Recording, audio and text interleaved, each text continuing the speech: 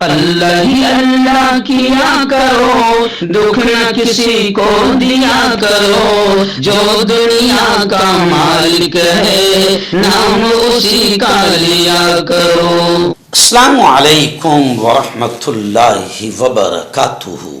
ناظرین استقبال ہے، سواگت ہے آپ کا viral news live studio Jalgaon Maharashtra India میں۔ میں آپ کا میزبان مفتی محمد ہارون ندوی۔ گزشتہ کل مدھیہ پردیش کے شہر برہان پور میں ایک علاقہ ہے محمد پورہ۔ محمد پورے میں مسجد محمدی میں ایک مکتب، ایک مدرسہ چلتا ہے۔ مولانا اسماعیل صاحب اس کے استاد اور ذمہ دار ہیں۔ گزشتہ کل محمد پورہ مکتب محمدی کا سالانہ اجلاس بے حد کامیاب رہا۔ محمد پورے میں عام طور سے تلوی برادری بہت بڑی تعداد میں رہتی ہے اور آس پاس ہمارے بودھ بھائی رہتے ہیں۔ گزشتہ کل اس مکتب کے پروگرام میں مقرر خصوصی کے طور پر مجھے بلایا گیا تھا اور بڑی تعداد میں علماء کرام اس اجلاس میں شریک ہوئے۔ بہادرپور سے مولانا عتیق صاحب، مولانا شفیق صاحب، مولانا ذاکر صاحب، ایسے ہی برہان پور سے مفتی ابو ذر ندوی، مفتی بلال صاحب ندوی، اور اسٹیج پر بڑی تعداد میں اور بھی علماء کرام موجود تھے۔ اس پروگرام میں مکتب محمدی کے بچوں نے بہت پیارے انداز میں نعت، نظم، تقاریر، مکالمے اور ڈرامے پیش کیے۔ مولانا اسماعیل صاحب نے بہت زبردست انداز میں بچوں پر محنت کروائی۔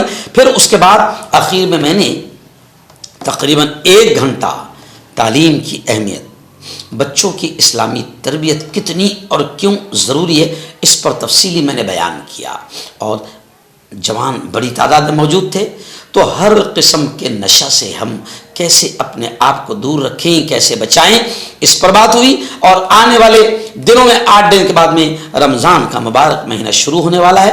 رمضان کے مبارک مہینے کو کیسے گزاریں، کیسے قیمتی بنائیں، اس پر بھی تفصیلی گفتگو ہوئی۔ گزشتہ کل کا محمد پورہ برہان پور کا یہ اجلاس بے حد کامیاب رہا۔ حافظ اسرار، حافظ عارف، مولانا افسر اور بھی دیگر علماء بڑی تعداد میں اسٹیج پر موجود تھے۔ گاؤں والوں نے، محمد پورہ والوں نے تمام علماء کرام کا شکریہ ادا کیا جاتا ہے۔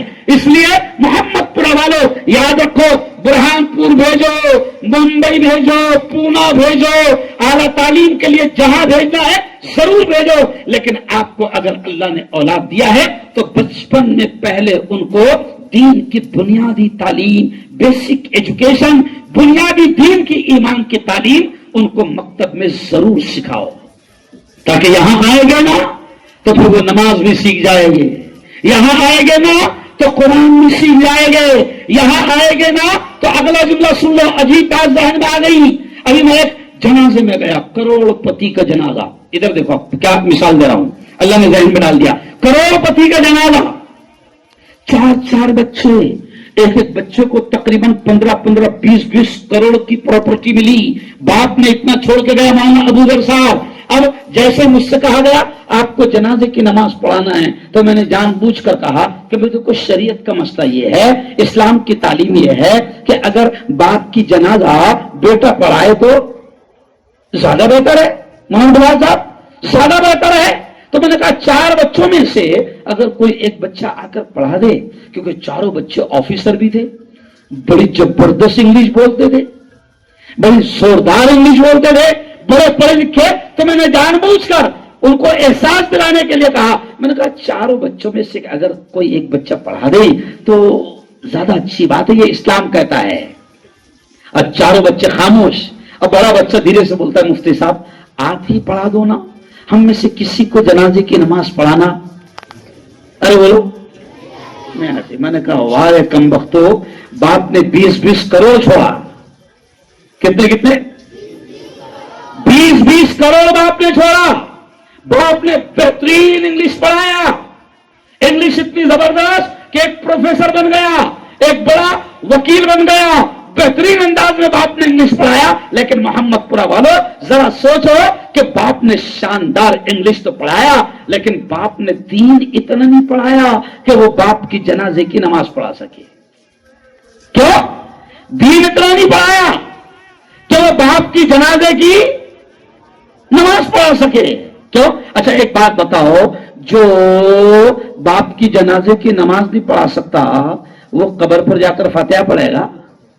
अरे बोलो ना, है ना? वो एक शेर है कि मरे थे जिनके लिए रह गए वजू करते, यानी जिनके लिए करोड़ों की प्रॉपर्टी कमाया, मेहनत किया, रात दिन एक किया, आज वो औलाद न मां की जनाजे की नमाज पढ़ा सकती है, न बाप की जनाजे की नमाज पढ़ा सकते हैं, न वो औलाद कब्रों पे आकर मां और बाप के लिए कम से कम कुछ आयतें पढ़कर बख्श सकते हैं, फातिहा भी नहीं पढ़ सकते हैं। तो बताओ कुछ मिला फिर? न खुदा ही मिला, न विसाल सनम, न इधर के रहे, अरे बोलो, न उधर के रहे। इसलिए मोहम्मदपुरा वालों, मुझे खुशी है कि यहां आपके बच्चे बेहतरीन तालीम हासिल कर रहे हैं। और सुनो मोहम्मदपुरा वालों, अल्लाह ने सबसे पहले कुरान में, ये देखो मैं हर जगह जहां भी तालीम का प्रोग्राम होता है मैं हर जगह ये कहता हूं कि अल्लाह ने सबसे पहले कुरान में रोजे का हुक्म नहीं दिया, ज़कात का हुक्म कुरान में पहले नहीं आया, हज का हुक्म कुरान में पहले नहीं आया, नमाज का हुक्म कुरान में पहले नहीं आया। मोहम्मदपुरा वालों, कुरान में सबसे पहली जो आयत उतरी, यानी अल्लाह का जो सबसे पहला आदेश, उसका जो सबसे पहला संदेश, उसका जो सबसे पहला मैसेज और पैगाम और ऑर्डर आया, वो था इक़रा। शब्द लफ्ज जो है ना इक़रा, ये सबसे पहली आयत उतरी। और इक़रा के माने हैं पढ़। क्या माने हैं? क्या माने हैं? पढ़। अब बताओ, जिस कौम को सबसे पहले पढ़ने का हुक्म दिया गया, अगर वही कौम जाहिल रहे तो कितनी बुरी बात है। अरे बोलो प्यारे बच्चों, एक बेटा, जिस कौम को सबसे पहले पढ़ने का हुक्म दिया गया वो कौम जाहिल रहे तो ये कितनी बुरी बात है। इसलिए मैं आपको आज सादे अंदाज में कह रहा हूं कि एक वक्त भूखा रहना पड़े चलेगा, एक वक्त घर में चूल्हा नहीं जले, अरे बोलो, चलेगा, मगर अपने बच्चों की अच्छी तालीम के लिए पैसा भी खर्च करना पड़े तो पैसा खर्च, अरे बोलो, करो। और उनको दुनिया की भी अच्छी तालीम दो, दीन की भी अच्छी तालीम दो, लेकिन पहले इधर देखो, दीन फर्स्ट। दीन क्या? दीन फर्स्ट। वो जैसे हुकूमत नारा लगाती महिला फर्स्ट, है ना? अरे वो हम कहते दीन फर्स्ट। डॉक्टर बनेगा मगर पहले मुसलमान बनेगा, इंजीनियर बनेगा मगर पहले सच्चा मुसलमान बनेगा, प्रोफेसर बनेगा मगर पहले सच्चा मुसलमान बनेगा।